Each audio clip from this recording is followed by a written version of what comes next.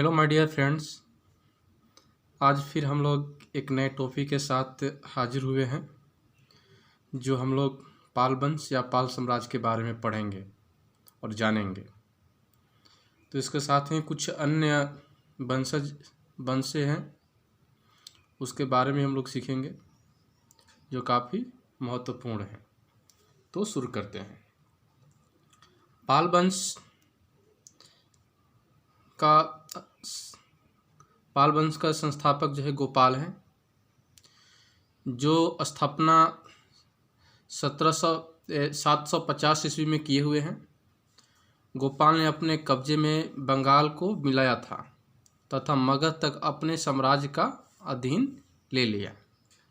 आप समझ सकते हैं कि गोपाल जो थे पाल वंश के शासक, उन्होंने बंगाल को भी अपने कब्जे में लाया तथा मगध को भी अपने साम्राज्य में लाया। उसके बाद आगे देखते हैं। उदंतपुरी विश्वविद्यालय जो बिहार शरीफ में है की स्थापना गोपाल के द्वारा ही किया गया था, जो काफ़ी महत्वपूर्ण है। उस समय की उदंतपुरी जो है विश्वविद्यालय बहुत काफ़ी प्रसिद्ध है, जो गोपाल शासक के द्वारा किया गया है, जो पाल वंश के शासक थे। उसके बाद जो है धर्मपाल आते हैं।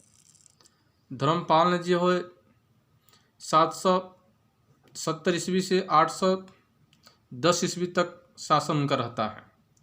उसमें उन्होंने जो क्या करते हैं कि कन्नौज पर नियंत्रण के लिए पाल, प्रतिहार एवं राष्ट्रकूटों में त्रिपक्षीय संघर्ष के फलस्वरूप त्रिपक्षीय संघर्ष होती, लड़ाई होती है, जिसमें धर्मपाल जो है विजयी घोषित होते हैं। कौन कौन सी वंश है कन्नौज पर नियंत्रण करने के लिए? पाल वंश, प्रतिहार वंश और राष्ट्रकूट वंश। इनकी जो काफ़ी महत्वपूर्ण योगदान है और कन्नौज पर उनका सत्ता रहता है। उसके बाद देवपाल आते हैं। देवपाल के बारे में समझते हैं। देवपाल ने अपना नियंत्रण असम और उड़ीसा के कुछ भागों पर शासन स्थापित किया था। ये बहुत काफ़ी महत्वपूर्ण है, इसको हमें समझना होगा। उसके बाद जो है जो पाल वंश है बौद्ध धर्म का जो है, बौद्ध का ज्ञान विज्ञान और धर्म के संरक्षक थे। यानी उन्हीं के जो शासनकाल में बौद्ध धर्म जो है और ज्ञान विज्ञान के जो प्रचार प्रसार है काफ़ी फला फूला और आगे बढ़ा। तो हम लोग कर सकते हैं कि पाल वंश जो है बौद्ध धर्म का सबसे अच्छा संरक्षक माना जा सकता है। उसके बाद जो है धर्मपाल ने जो है नालंदा विश्वविद्यालय का पुनरुत्थान किया।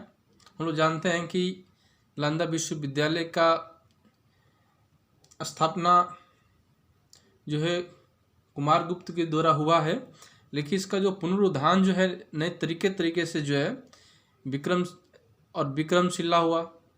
ये दोनों जो विश्वविद्यालय बिहार में है, तो धर्मपाल ने जो है नालंदा विश्वविद्यालय का पुनरुत्थान किया था और विक्रमशिला विश्वविद्यालय की स्थापना जो है धर्मपाल द्वारा किया गया है। जो दोनों जो है विश्वविद्यालय जो है कहाँ पर है? बिहार में स्थित हैं, जहाँ ब्रजियान शाखा की पढ़ाई होती थी। ब्रजियान शाखा उस समय की जो बौद्ध धर्म है उसकी एक शाखा थी। तो बौद्ध धर्म की जो शाखा है उसमें ब्रजियान शाखा था, जो वो पढ़ाई किया जाता था नालंदा विश्वविद्यालय और विक्रमशिला विश्वविद्यालय में। आगे देखते हैं हम लोग। आगे जो है बौद्ध विद्वान शांतरक्षित और दीपांकर को अतीश के भी नाम से जानते हैं, ने तिब्बत में जो है बौद्ध धर्म का प्रचार प्रसार किया। बौद्ध विद्वान कौन कौन? एक शांतरक्षित और दीपांकर, जिसको अतीश के नाम से हम लोग जानते हैं। दोनों ने जो है तिब्बत में बौद्ध धर्म का प्रचार प्रसार किया और उन्हीं के कारण जो है तिब्बत में बौद्ध धर्म का काफ़ी आगे बढ़ा। कुछ पॉइंट है।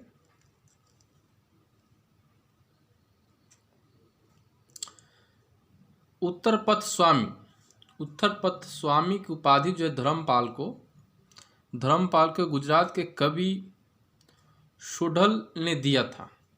उत्तर पथ की जो उपाधि धर्मपाल को मिला हुआ है, और इसने किसने दिया हुआ है? गुजरात के कवि सुढल ने दिया हुआ है। तो हम लोग समझ सकते हैं। इसके आगे एक नया वंश पढ़ते हैं, प्रतिहार वंश, जो काफ़ी महत्वपूर्ण है। तो पाल वंश के बाद पाल वंश में 3 शासक महत्वपूर्ण हैं, गोपाल, धर्मपाल और देवपाल। उसके बाद हम लोग प्रतिहार वंश पढ़ेंगे जो काफ़ी महत्वपूर्ण है। तो देखते हैं। तो प्रतिहार वंश जो है एक ऐसा कहा जाता है कि प्रतिहार जो वंश है, कुछ विद्वान इसको मानते हैं कि जो प्रतिहार वंश है ये गुर्जरों का वंशज है। किसके वंशज हैं? गुर्जरों का। गुर्जर जो है राजस्थान, गुजरात में भी मिलते हैं। तो वो मानते हैं कि ये जो है गुर्जरों का वंशज थे, इसलिए इसको जो है प्रतिहार वंश को जो है गुर्जर प्रतिहार के भी नाम से जाना जाता है। ठीक, तो इसमें इसके पहले जो इसके संस्थापक होते हैं नागभट्ट प्रथम होते हैं। यानी आप बोल सकते हैं प्रतिहार वंश की स्थापना जो है नागभट्ट प्रथम द्वारा किया गया है। और नागभट्ट प्रथम की राजधानी जो थी, जो प्रतिहार वंश के शासक हैं, भनीमाल में थी। राजधानी कहाँ थी? भनीमाल में थी। और नागभट्ट प्रथम की शासन व्यवस्था है 730 से 756 ईस्वी तक रहता है। तो आप इसको ध्यान रखिएगा। उसके बाद नागभट्ट द्वितीय ने 800 ईस्वी से लेकर 833 ईस्वी तक जो है शासन करते हैं। नागभट्ट द्वितीय ने मुंगेर के पास पाल वंश के शासक धर्मपाल को हराया था। नागभट्ट द्वितीय द्वारा मुंगेर के पास पाल वंश के शासक धर्मपाल को हराया था। ये काफ़ी महत्वपूर्ण है। नागभट्ट द्वितीय की राजधानी कनौज थी। आप समझ सकते हैं नागभट्ट प्रथम की राजधानी भनीमाल थी, लेकिन वहीं जो है नागभट्ट द्वितीय की राजधानी कहाँ होती है? कनौज होती है। नागभट्ट द्वितीय राष्ट्रकूट नरेश गोविंद द्वितीय से पराजित हुआ था। लेकिन ये भी बात है कि नागभट्ट द्वितीय जो है राष्ट्रकूट नरेश गोविंद तृतीय से क्या होते हैं? वो पराजित होते हैं, हारते हैं। उसके बाद नागभट्ट द्वितीय के बाद मिहिर भोज जाते हैं, जो बहुत काफ़ी महत्वपूर्ण शासक हैं। मिहिर भोज, जिनकी जो शासन व्यवस्था है 836 से 885 के बीच रहता है। इन्होंने पुनः कनौज को जो है अपनी राजधानी बनाता है। नागभट्ट द्वितीय की भी राजधानी थी और मिहिर भोज प्रथम की राजधानी कहाँ थी? पुनः जो है कनौज बनाते हैं। 2 शासक जो है देवपाल एवं राष्ट्रकूट के शासन ध्रुव से हार गया। कौन क्या हो गए थे? हार गए थे। कौन? मिहिर भोज। उसके बाद जो है मिहिर भोज प्रथम जो है वैष्णव मत को मानने वाले थे। किस मत को मानने वाले थे? वैष्णव मत को मानने वाले थे।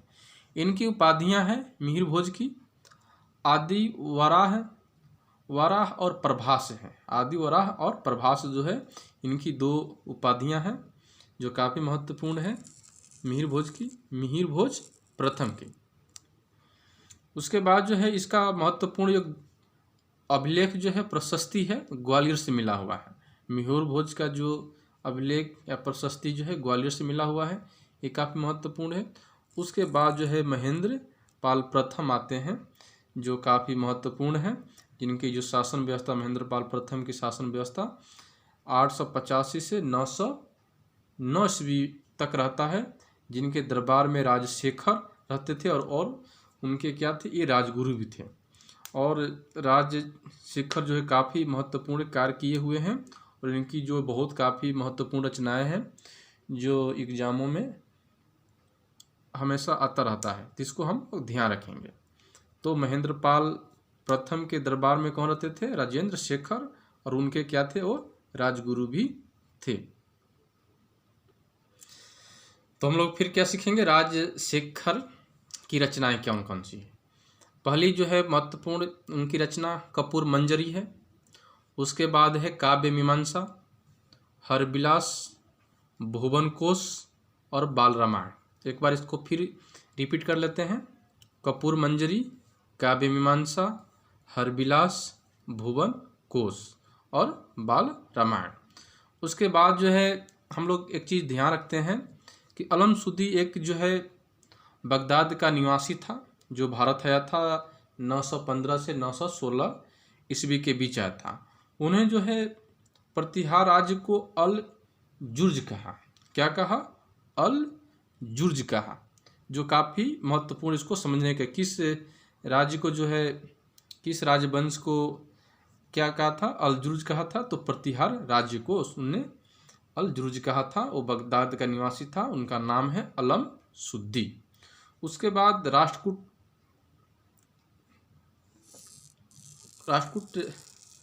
वंश आता है, जो काफ़ी महत्वपूर्ण है। इनसे भी बहुत सारे एग्जामों में प्रश्न पूछते हैं। तो राष्ट्रकूट का संस्थापक दंती दुर्ग है। राष्ट्रकूट का संस्थापक दंती दुर्ग है और राजधानी कहाँ है? मान्यखेत या मलखेड़, जो सोलापुर के पास स्थित है। मान्यखेत या मलखेड़, संस्थापक दंती दुर्ग है राष्ट्रकूट का। उसके बाद जो है महान शासक एक होते हैं, ध्रुव होते हैं, जिन्होंने कनौज के त्रिपक्षीय संघर्ष में भाग लिए थे। हम लोग पढ़े थे कनौज जो है, कनौज के बारे में हम लोग पढ़े थे ना, कि जो पाल वंश और प्रतिहार वंश, राष्ट्रकूट वंश, जिसमें धर्मपाल जो है विजयी हुए थे, तो उसी में जो है ध्रुव ने जो है कनौज के त्रिपक्षीय संघर्ष में भाग लिए थे, लेकिन ये हार गए थे, जिसमें धर्मपाल क्या हुआ थे? विजयी हुए थे। तो यहाँ से प्रश्न दिया हुआ है। तो कौन शासक थे? राष्ट्रकूट के शासक जो त्रिपक्षीय में जो भाग लिए थे, त्रिपक्षीय कनौज के जो लड़ाई में भाग लिए थे, तो आपको ध्रुव ध्यान रखना होगा। उसके बाद अमोघ वर्ष एक प्रसिद्ध शासक था। अमोघ वर्ष एक प्रसिद्ध शासक था, जो 64 वर्ष तक शासन किया। जैन धर्म को मानता था। अमोघ वर्ष किसको मानता था? वो जैन धर्म को मानता था। और उनका प्रसिद्ध रचना जो है कवि राजमार्ग है। कवि राजमार्ग जो है अमोघ वर्ष का प्रसिद्ध रचना है, जो कन्नड़ भाषा में लिखा गया है। किस भाषा में है? कन्नड़ भाषा में कवि राजमार्ग जो है रचना है। ये किसके द्वारा लिखा गया है? अमोघ वर्ष शासक के द्वारा जो है लिखा गया है। और अमोघ वर्ष शासक जो है जैन धर्म को मानता था।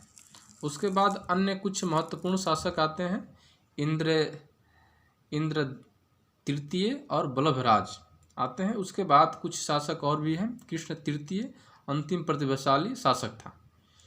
कृष्ण तृतीय जो था अंतिम प्रतिभाशाली शासक था, जो मालवा के परमारों और बेगी के पूर्वी चालुक्यों के साथ युद्धरत था, यानी युद्ध कर रहा था।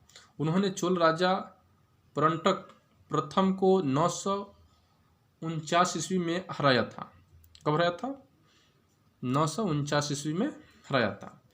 उसके बाद जो है बहुत महत्वपूर्ण प्रश्न आता है, इससे हमेशा इसको ध्यान रखिएगा कि राष्ट्रकूट राजा जो कृष्ण प्रथम ने एलोरा के कैलाश मंदिर बनवाया था। एलोरा का कैलाश मंदिर किसने बनाया था? तो राष्ट्रकूट का राजा कृष्ण प्रथम ने एलोरा के कैलाश मंदिर बनवाया था। तो इसके साथ ही जो है ये टॉपिक समाप्त होता है, जिसमें हम लोग पाल वंश, प्रतिहार और अंतिम में जो है राष्ट्रकूट पढ़ें। तो इसको ध्यान रखेंगे। तो इसके साथ ही ये वीडियो समाप्त होता है। यदि वीडियो आपको अच्छी लगे तो लाइक करें, पहली बार चैनल पर सब्सक्राइब करें, और इसे कुछ प्रश्न है तो कमेंट बॉक्स में कमेंट दें और दोस्तों को भी शेयर करें। धन्यवाद।